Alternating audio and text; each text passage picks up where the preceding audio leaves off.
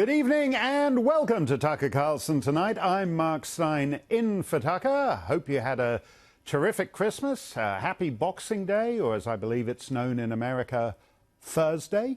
2019 was supposed to be the year of impeachment. The Democrat Party spent years promising it, and it looked like they were finally going to deliver. They called witnesses, they held hearings, they summoned academics to deliver dull, pseudo-constitutional lectures to any Americans bored enough to watch the proceedings live. And finally, last week, they voted to impeach President Trump. And yet, the president still isn't actually impeached. A week after the vote, Nancy Pelosi still hasn't forwarded the articles to the Senate for a trial, as is constitutionally required. Impeachment has been put on hold. Maybe it was all a charade from the start. Or maybe Speaker Pelosi is too busy basking in the fawning, drooling, sycophantic praise of cable news talking heads. She has been masterful, legislatively masterful in holding her caucus, controlling her caucus. She is his kryptonite.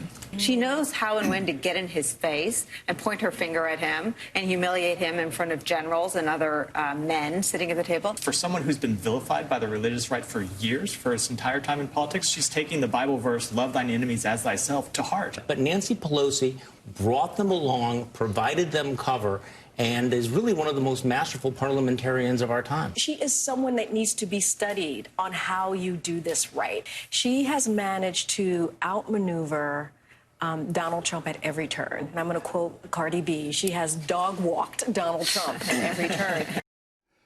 Wow, the masterful dog walker, Nancy Pelosi. That groveling may have been stomach-turning, but it's actually an improvement over what Lawrence O'Donnell said on MSNBC earlier this month.